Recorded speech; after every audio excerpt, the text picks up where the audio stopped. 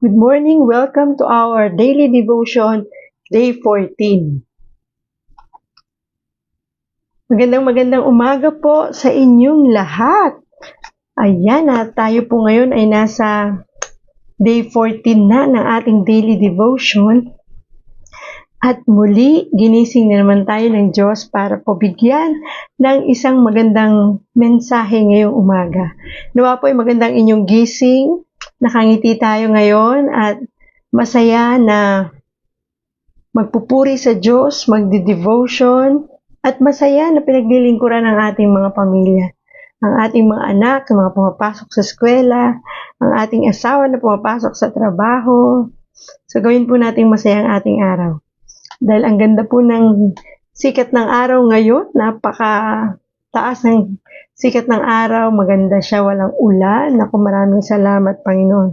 Pero baka sa ibang lugar may ulan, no? So ngayon po ay napakaganda na naman. Talaga naman si Lord, lagi tayong sino-surprise every morning ng kanyang napakagandang mga mensahe para sa ating lahat.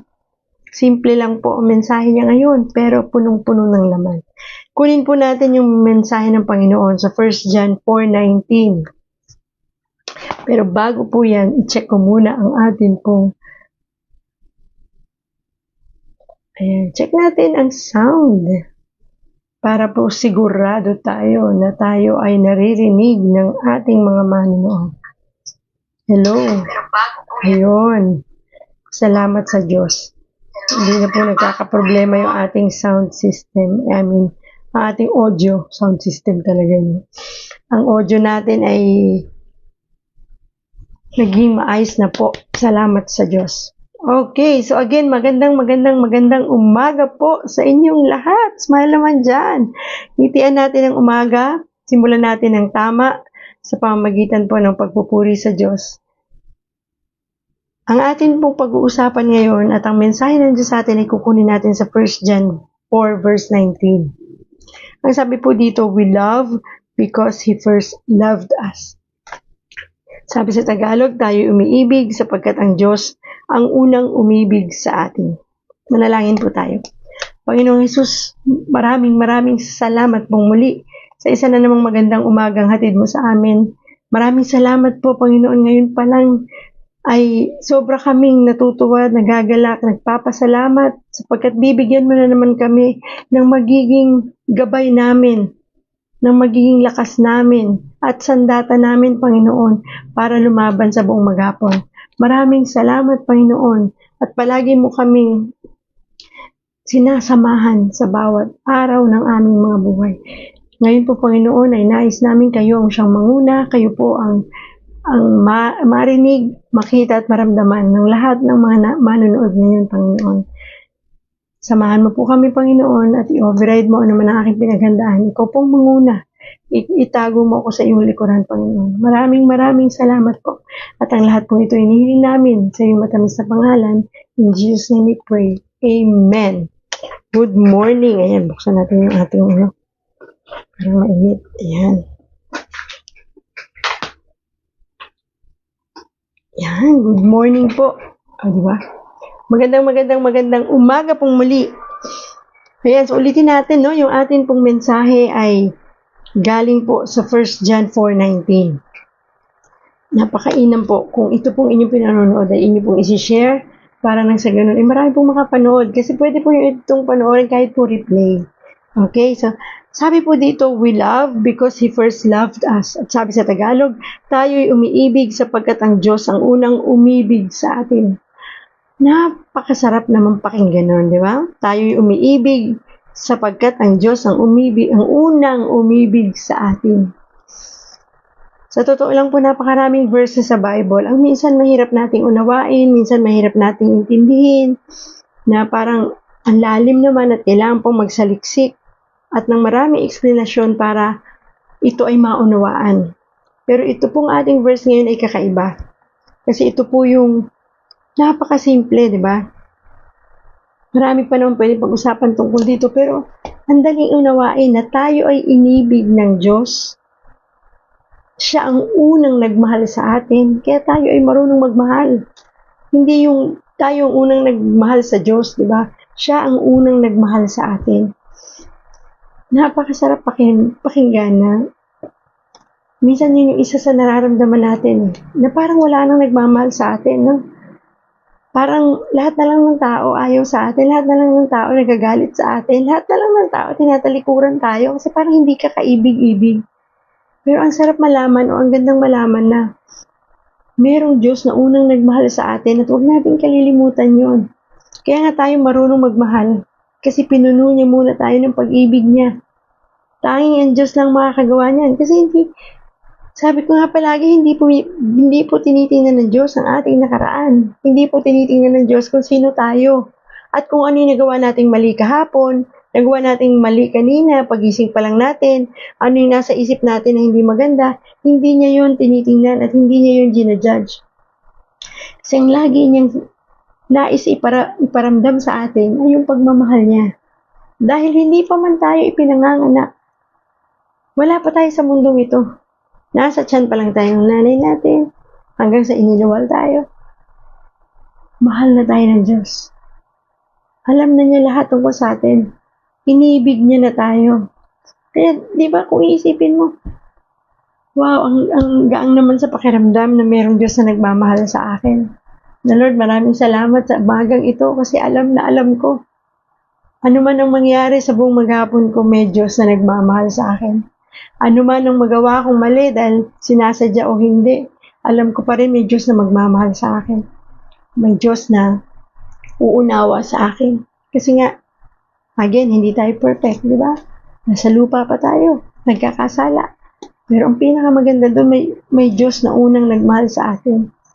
Kaya lamang ayaw ng Diyos na, ang gusto ng Diyos ay minahal niya tayo, na sana ay ipadama din natin yung pagmamahal na yun sa ibang tao.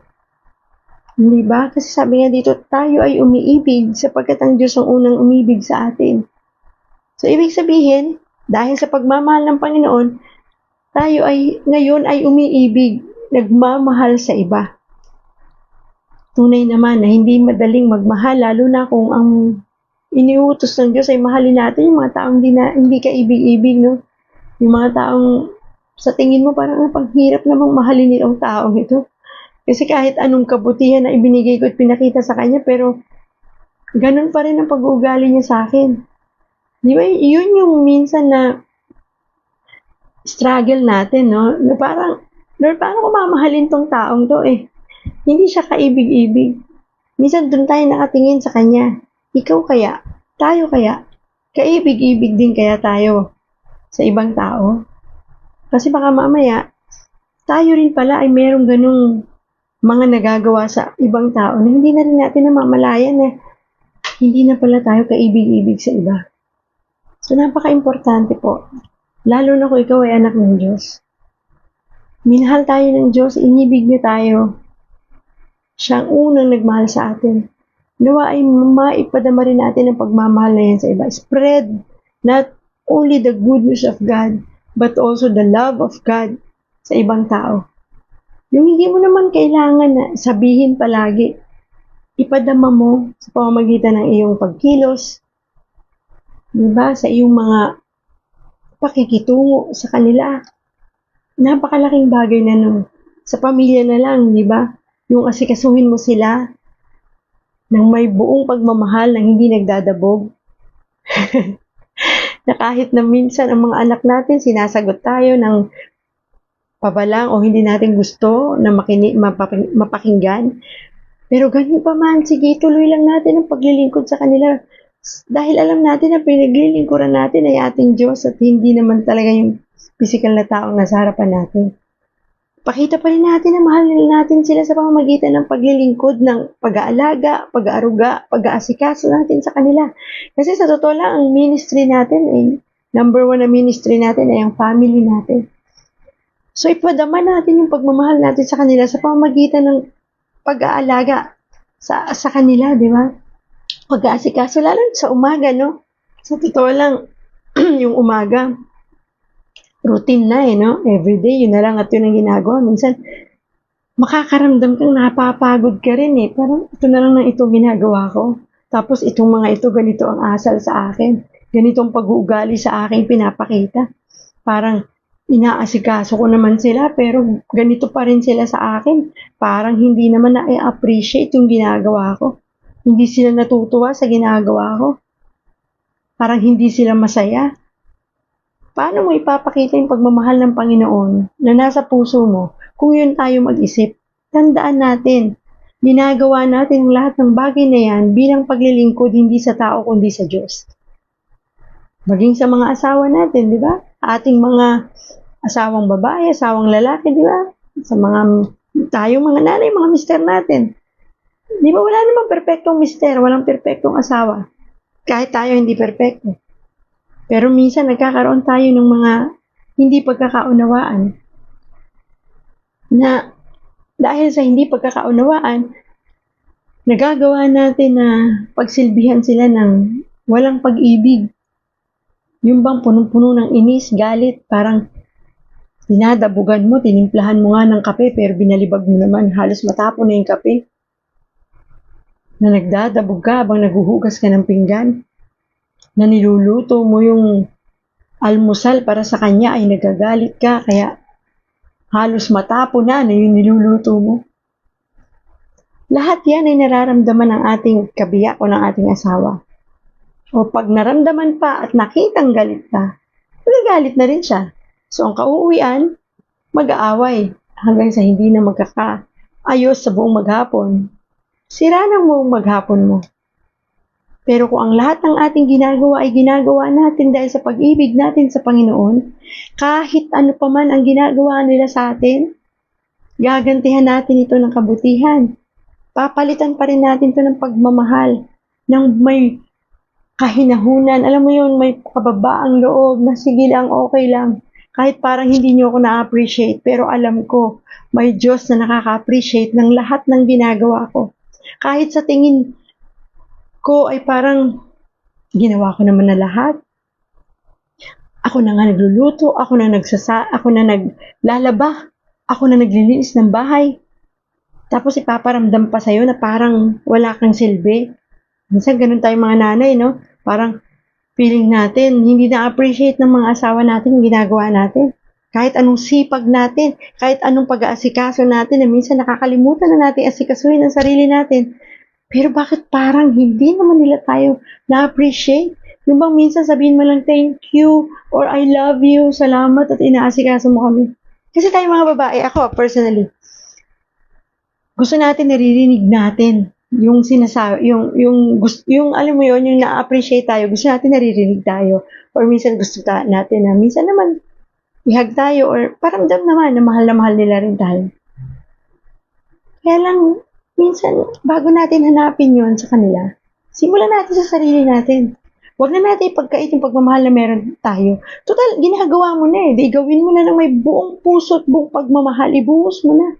Sabi nga natin, bubuhos natin yung gusto natin paglilingkod sa Diyos. Ipaglilingkod sa Diyos na yung pag-aalaga sa pamilya eh. Yung pagmamahal sa asawa, pagmamahal sa mga anak, paglilingkod na yun eh.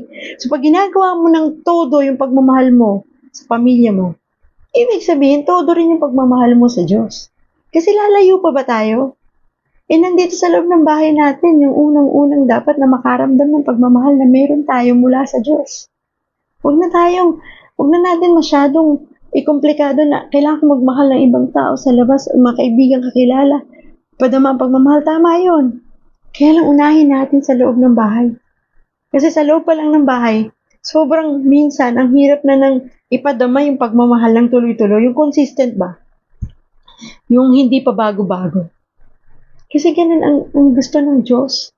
Sabi ko nga palagi, training ground yung family, yung loob ng bahay. Dito lahat nagsisimula sa loob ng bahay. Ang training natin para tayo ay maging matatag sa pananampalataya sa Diyos, para tayo ay ma-practice natin yung talagang totoong pagmamahal ng Diyos. Kasi sa totoo lang, nandito na rin sa loob ng bahay natin yung mga taong minsan ang hirap mahalin. Ang hirap pakisamahan. Minsan ang hirap na pakibagayan. Na parang, di ba, parang tingin mo ikaw na lang lagi yung nagbibigay. Hindi ka nakakatanggap ng pagmamahal na gusto mo. Pero tandaan mo, Maaaring hindi mo yan nararamdaman sa mga tao sa paligid mo, sa loob ng bahay niyo. Pero huwag mong kakalimutan na mayroong unang Diyos na nagmahal sa'yo at patuloy na nagmamahal sa'yo at patuloy na sinasamahan ka sa buhay mo. Nasaan ka man nandun? Nasa loob ka man ng bahay, nasa labas ka man ng bahay, nasa trabaho ka man, nasa eskwela ka man, saan ka man naroon, may Diyos na unang nagmahal sa'yo. Kaya lagi mong iisipin na ang Diyos na naunang nagmahal sa akin, ang nagbigay ng pagmamahal na meron ako sa puso ko. Kaya ito ang dapat ko ibahagi sa iba. Nang hindi ako titingin na kailangan palitan din nila ng pagmamahal to. Mahal ko nga sila, dapat mahal din nila ako. Kasi tandaan mo, maramdaman mo mang mahal o hindi ka mahal ng mga tao sa paligid mo, importante. May Diyos na nagmamahal sa'yo. At unang nagmahal sa'yo na kahit na ano at sino ka pa man, minahal ka niya. Di ba? Sarap ng gano'n na Lord. It's okay kasi ang importante sa akin, ikaw ang na-please, ikaw ang napasaya, ikaw ang napangiti ko Lord sa lahat ng ginagawa ko. Dahil alam ko may reward Lord. Andun ang favor at grace mo sa mga taong marunong magmahal ng pagmamahal na nagmula sa iyo. Sarap ng umaga na pagmamahal ng Diyos ang nararamdaman mo, no? Yung ngiti mo hindi magkamayaw hindi matapos-tapos. Kahit na alam mo naman na pagdilat ng mata mo may problema. Alam mo naman na pagdilat ng mata mo may bayarin. Alam mo naman na pagdilat ng mata mo, mapapagod ka na naman for the day. Alam mo na pagdilat ng mata mo, daming problema sa trabaho. Alam mo na pagdilat ng mata mo, ay sunod-sunod pa rin, andyan pa din yung problema kahapon, yung problema ng isang araw, bayarin ng isang araw. Pero alam mo yung saya na kapag nasa Panginoon ka, hindi mo malaman na, Lord, bakit damang-dama ko yung pagmamahal mo sa kabila ng dami ng kakaharapin ko ngayong araw. Yung excited kang gumising kasi alam mong, no matter what, may kakampi ka sa buong maghapon dahil may nagmamahal sa'yo at unang nagmahal sa'yo, tandaan natin yan. Kapag medyo parang sa umaga, pinanghihinaan ka kagad ng loob, sipin mo kagad, Lord, thank you. Kasi ano man ang susuungin ko ngayong maghapon na to, alam kong may Diyos na unang nagmahal sa akin. May Diyos na mananatiling nagmamahal sa akin. Na kahit anong mangyari, mahal mo ako. Pag ganun na sinasabi natin, sigurado, magiging magaan ang buong maghapon. Magiging masaya na makakangiti ka pa rin sa kabila ng dami ng susuungin mong problema ngayon, di ba? Kung may karamdaman ka, Lord, pagising ko, may sakit pa rin ako. Alam mo yun, hindi naman pa ako gumagaling. Ito pa rin ang sitwasyon ko. Pero ang importante doon, andun yung hope. Andun yung love. Kasi alam mo, na magandang umaga mo dahil may Diyos na nagmamahal sa iyo. Na kahit may nararamdaman ka pa rin sakit, may pain dun sa mga karamdamang meron ka, lalabang ka eh. Kasi alam mo, hindi ako nag-iisa sa laban na to. Gagaling ako. Lalakas ako. Kasi ang Diyos ko tapat. Hindi lang niya ako mahal. Dahil sa pagmamahal niya, ando ng lahat ng pangako niya. At tuto pa rin niya yun. Dahil mahal niya ako eh. Alam mo, pag ganun tayo mag-isip kada umaga, wala ka nang hindi kakayanin. Kahit iyan pa yung pinakamabigat na pagsubok na daraanan mo. Makakaramdam ka ng konting takot pero agad kang magsuswitch back. Alam mo yun? Kasi tao tayo, nandito pa tayo sa flesh. Makakaramdam ka, yes. Doon tayo sa realidad. Makakaramdam ka ng konting takot. Makakaramdam ka ng pagkabalisa ng konti. Pero alam mo, bigla ka magsuswitch back. Alam mo yun, yung parang na-on mo yung ano mo sa takot, bigla ma-off mo din. Kasi alam mo, kung anong promises ng Diyos sa'yo. Kasi meron kang pinanghahawakang salita niya. Yun pa lang, ipanghawakan mo na eh. May Diyos na unang nagmahal sa akin. Salamat, Lord, sa pagmamahal na yan. Kasi yung pagmamahal na yan ang magiging sandigan ko para lumaban sa buhay. Napakabuti ng Diyos. Sarap no? Simple ng message niya. We love because He first loved us. Tayo'y umiibig sapagkat ang Diyos ang unang umibig sa atin. Sa totoo lang, hindi naman talaga natin kayang magmahal ng ibang tao o kahit na mga mahal natin sa buhay ng ganun ng buong buo. nang hindi na tayo magagalit. Alam mo yun, walang ganun, pero kinakaya natin sa kabila ng tingin natin hirap mahalin itong mga taong to sa paligid ko. Kinakaya natin silang mahalin kasi minahal tayong una ng Diyos. Lalo na kapag ikaw ay nakakilala na sa Diyos at anak ka na ng Diyos, alam mo na kung gaano kanya kamahal. Sarap ng gano'n, ano? Alam mo yun, parang pag ang nagmamahal sa'yo, yung lumikha ng lahat ng bagay sa mundo, yung nagmamahal sa'yo, yung pinakamakapangyarihan sa lahat, yung nagmamahal sa'yo, yung hindi nagbibilang ng mali mo, yung nagmamahal sa'yo, yung hindi ka sinusumbatan pag nagkamali ka, yung nagmamahal sa'yo kapag ka may problema ka, walang gagawin kundi yayakapin ka, iko-comfort ka, at sasabihin, anak, andito lang ako, hindi kita iiwan. Kahit anong mangyari, kakampi mo ko. Mahal kita. Yung Diyos na hindi tinitingnan yung nakaraan mo. Yung Diyos na handang magpatawad. Yung Diyos na kahit paulit-ulit kang nagkakamali, nagkakasala, handa pa rin siyang ulit-ulitin kang patawarin kasi mahal ka niya.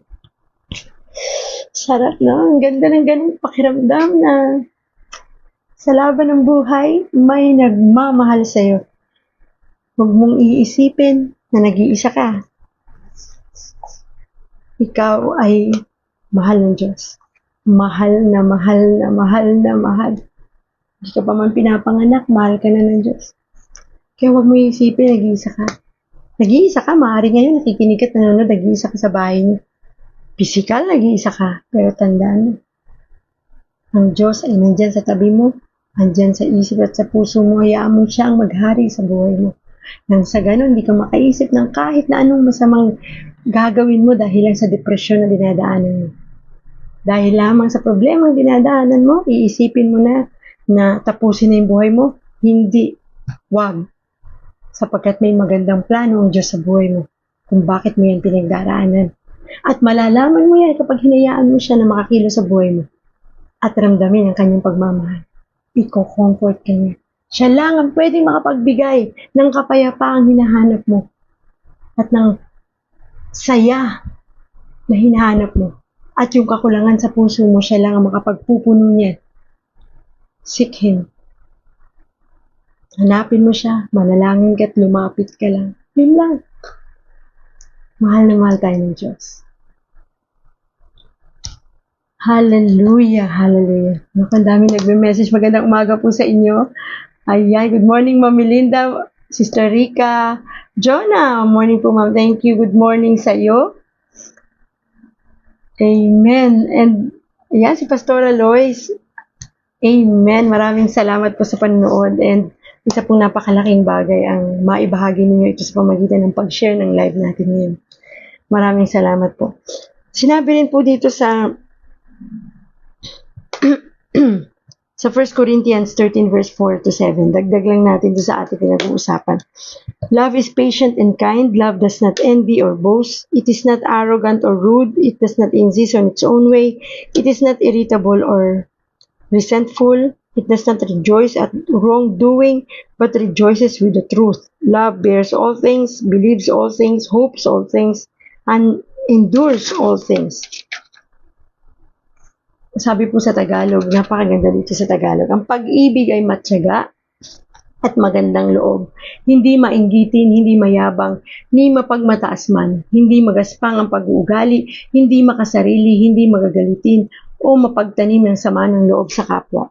Hindi ito natutuwa sa masama, sa halip ay nagagalak sa katotohanan. Ang pag-ibig ay matiisin, mapagtiwala, puno ng pag-asa at nagtitiyaga hanggang wakas. Ito naman po yung sinasabi. Kasi puno na tayo ng pag-ibig ng Diyos dahil una na tayong minahal. This time naman sinasabi dito, yung pagmamahal natin sa ibang tao, sa kapwa natin. Di ba ang pag-ibig ay matyaga at magandang loob? Hindi mainggitin, hindi mayabang, ni mapagmataas man. Kasi minsan, lumalabas yung pride natin kapag hindi natin nararamdaman na minamahal din tayo ng mahal natin. Na Lord, binigay ko ang lahat ng kabutihan. Pero bakit ganun ang ganti nila? Bakit ganun ang pakikitungo nila sa akin? Parang wala akong nagawang tama. So, ang sinasabi dito, maging matyaga, magandang loob, hindi mainggitin, hindi mayabang, hindi mapagmataas, hindi magaspang ang pag-uugali. So, sabi, totoo pa din yung kapag binato ka ng bato, batuhin mo ng tinapay.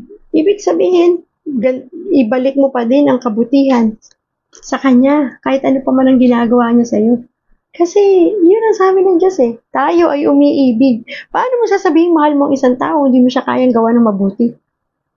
Hindi ba? Kapag mahal natin ang isang tao, nakakagawa tayo ng mabuti kasi mahal tayo ng Diyos. Yung pagmamahal ng Diyos ang siyang naibabahagi natin sa kanila. Kahit na nga minsan parang, oops, ang sakit. It hurts, you know? Minsan ganun tayo eh. Hindi na maganda yun ha, nasaktan ako. Oh, that's normal. Tao tayo eh, nasaktan ka.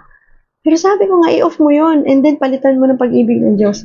Kasi kapag nasa Panginoon na tayo, madali na nating i-switch back yung, di ba, na parang ginawa mo to sa akin. Hindi yan dapat tumanim sa isip mo, sa puso mo na galit ka na kasi, at minsan nangyayari pa eh. Sasabihin mong mahal mo ang Diyos, pero nagtatanim ka ng sama ng loob. Yung nagawa niya sa'yo 2 years ago, hanggang ngayon, nandyan pa din sa puso mo yung galit.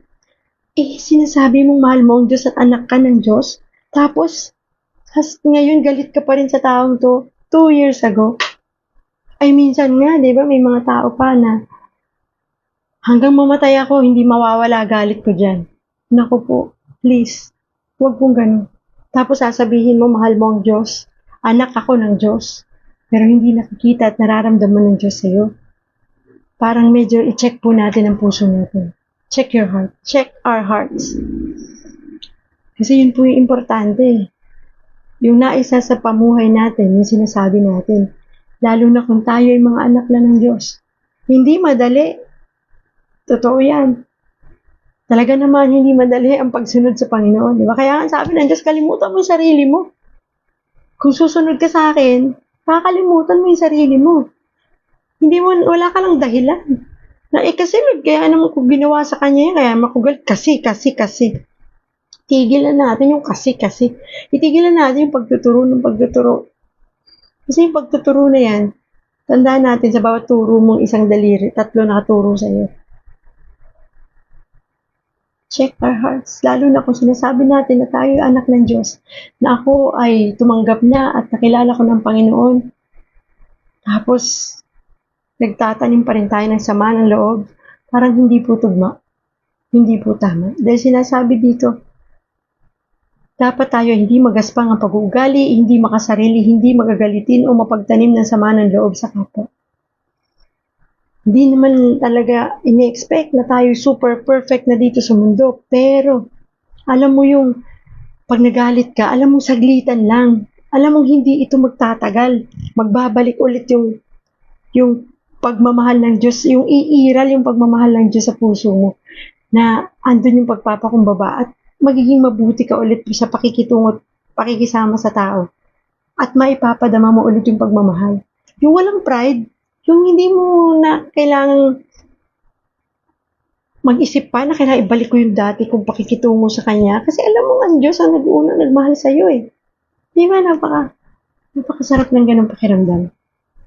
Kakayanin po natin yan pag palagi nating iisipin at aalalahanin yung pangako, yung sinabi niya sa atin, na tayo'y umiibig sapagkat ang Diyos ang unang umibig sa atin, sabi sa 1 John 4:19. Siya kasi unang nagmahal eh. Kaya tayo may pag-ibig sa buhay at sa puso natin, na gusto niyang yan din yung ibahagi natin sa iba. Hindi ba? Kakayanin natin yan kasi inuuna natin, alam natin kung sino ang nasa puso at isip natin. Alam natin na ang Diyos ang unang nagmahal sa atin. Ang mga taong may pag-ibig ng Diyos hindi natutuwa sa masama, sa halip ay nagagalak sa katotohanan. Ang pag-ibig ay matiisin, di ba?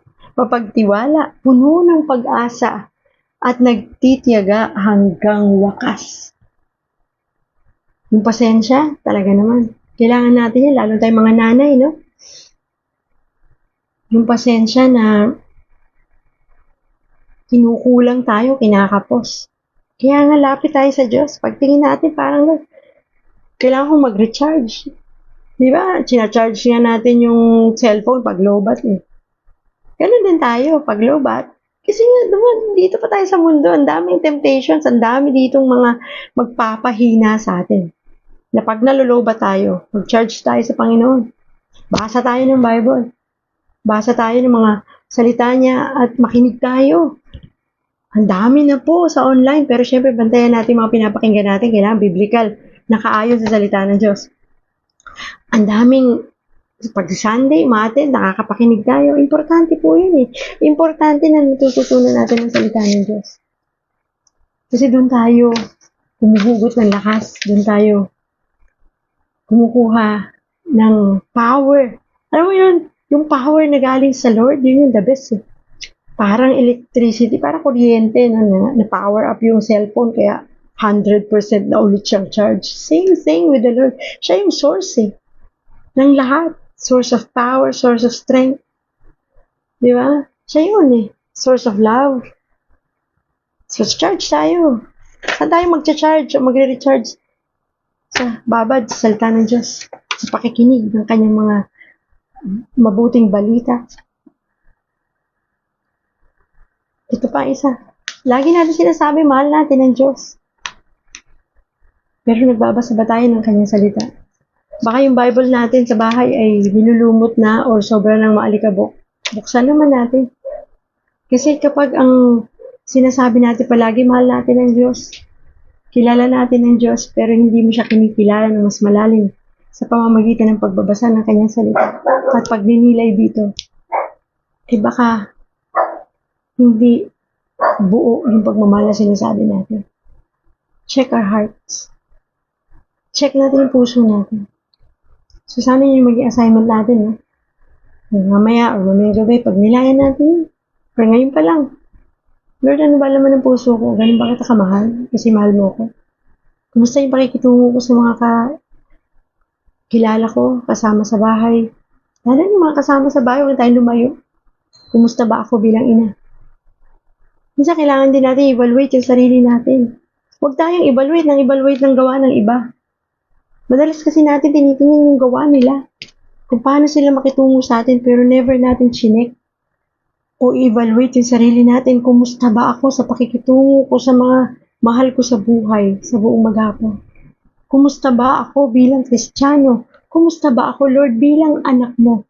Nararamdaman ba talaga nila yung pagmamahal na yon na mula sa'yo kapag nakakasama nila ako, kapag nakakausap nila ako? Or bilang ina, naramdaman ba nila yung pagmamahal mo sa buhay ko at sa pakikitungo sa kanila at pag-aalaga sa kanila?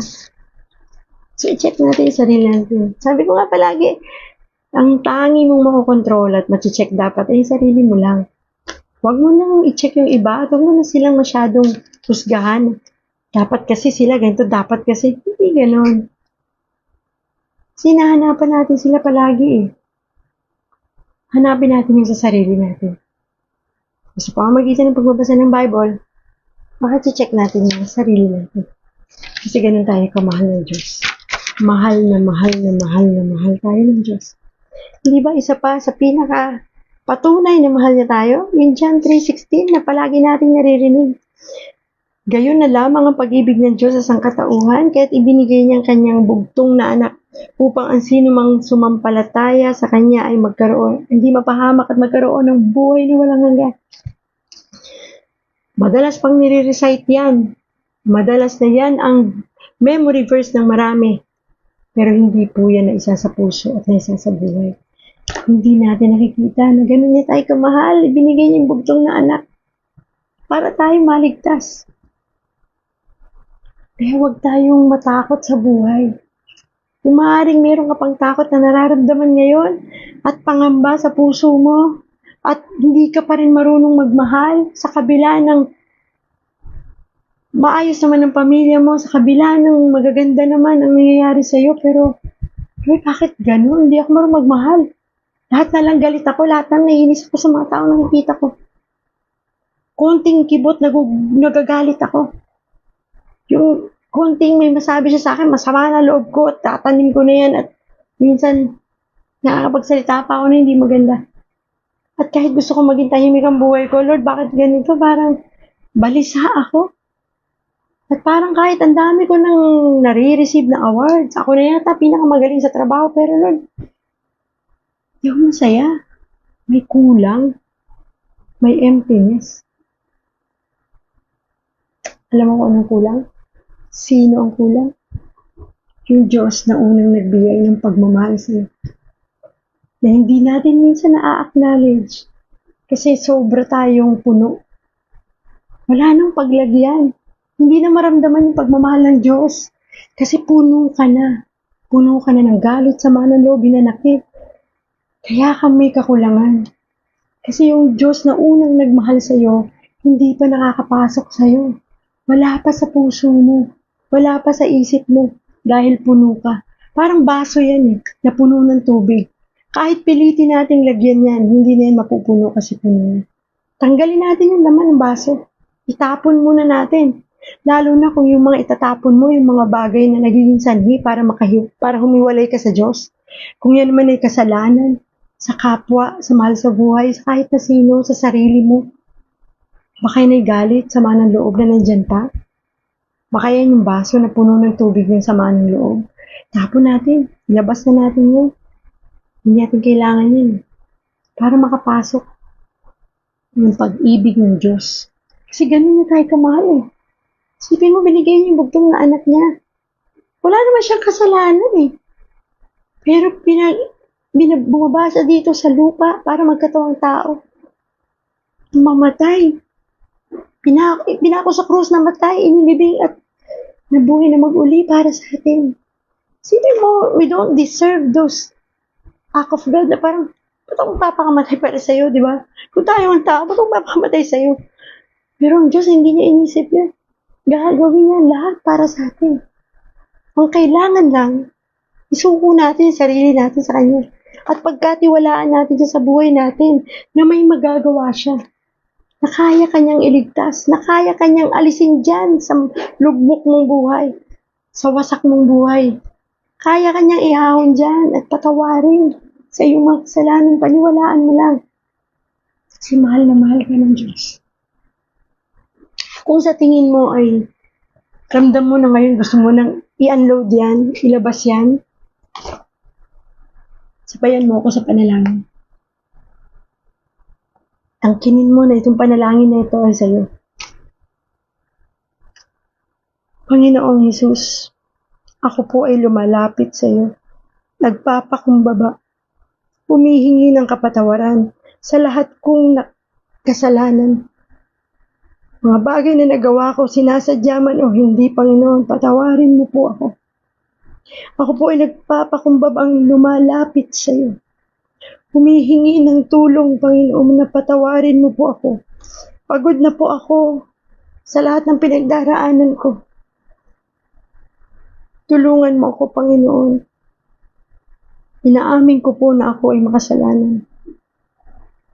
Tinatanggap po kita, Panginoon, bilang Diyos at aking tunay na tagapagligtas. Maghari ka sa buhay ko. Pangunahan mo ako sa lahat ng aking gagawin. Hindi ko po ito kayang mag-isa, Panginoon. Pero dahil kasama kita, pagtatagumpayan ko ito. Maraming salamat sa pag-ibig mo, Panginoon. Maraming salamat at namatay ka sa krus para sa akin.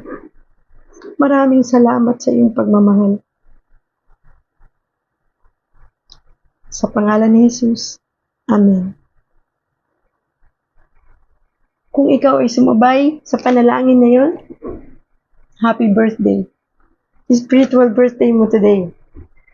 Today is September 12. O, diba?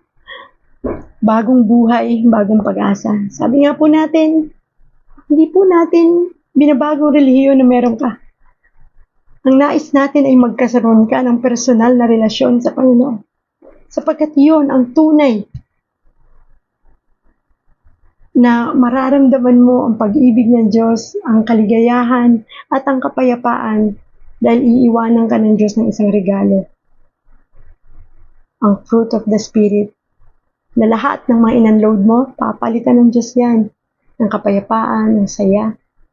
ang kindness, ang kabutihan sa iba, self-control. Ang sarap, no? At yan ang magiging sandata mo para makapagpatuloy ka sa buhay mo ng may kapayapaan at kasiyahan.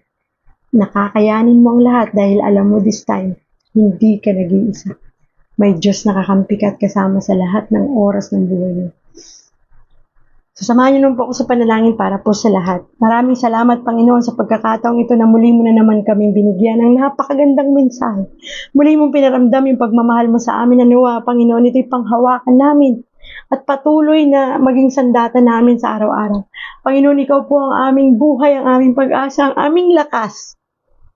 Pagalingin mo kami, Panginoon, lahat ng may karamdamang nakakapanood nito, Panginoon, abutin mo sila ng iyong mapagpalang kamay, Panginoon. Anumang karamdaman ng kanilang pinagdaraanan, o Diyos, ikaw ang dakilang doktor, ang dakilang manggagamot.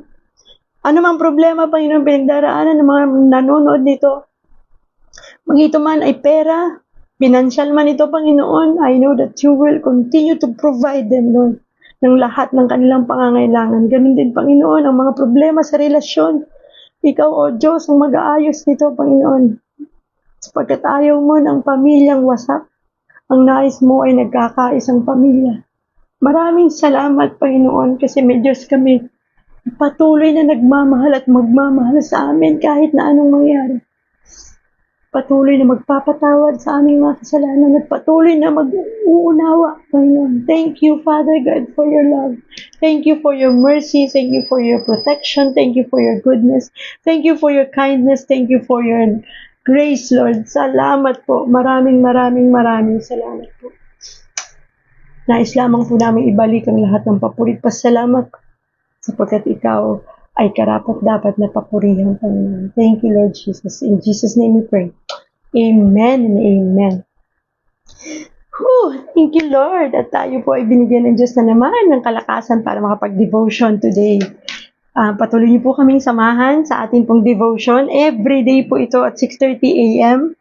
At ito po ay nasa day 14 na tayo. Kaya salamat, Lord, sa pag-sustain sa kalakasan. Salamat, Lord, sa patuloy na pagbibigay ng mensahe sa araw-araw.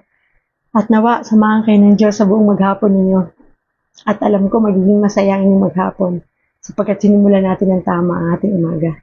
Thank you sa inyong lahat at maraming salamat. Samahan niyo ako araw-araw at syempre po ang GLYM Hour Message of Love ay every Saturday po din po yan at 7 o'clock ng gabi. At syempre po ang ating pong GLYM or God Loves You Movement Facebook page ay i-follow po ninyo para lagi kayong ma-notify ni Facebook na meron tayong mga devotion, meron tayong episode sa GLYM, yung pang mga activities po ay ma-remind kayo.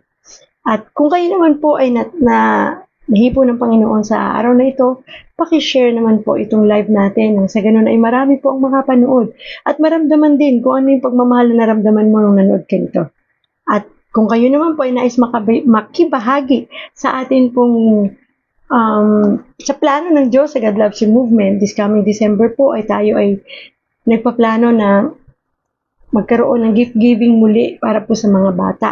Mapasaya ang mga bata at syempre po, kung mas malaki po o mas marami ang makikibahagi ay may share din natin sa buong pamilya ang mabahagi na natin. At isa po sa pinaka-importante na sana itulungan ninyo ako. Hindi ko pa rin alam kung saan nakukuha nito na yung Bible po ay makapagbigay tayo ng Bible sa bawat tahanan. Yun po ang ating goal na kahit ngayon lang taon na ito ay makapagbigay tayo ng Bible sa bawat tahanan. Na isang Biblia sa isang tahanan. Yun po talaga yung nais natin na parang meron sila, basahin man nila o hindi, ang importante nandun yun sa loob ng bahay. At alam kong darating yung time, mababasahin nila yan. At yun ang magiging daan upang sila ay magkaroon ng direksyon at lalo pang pagpalain ng Panginoon. So, yun po ang ilan sa mga plano natin, pero kasi hanawa ng Panginoon ng mga plano ito. At sana po ay makabahagi kayo. At pwede nyo rin kami samahan sa God Loves You Movement Facebook group na darating po ang araw ay magkakaroon din tayo ng Bible study po doon para mas lalo tayong lumalim sa Panginoon.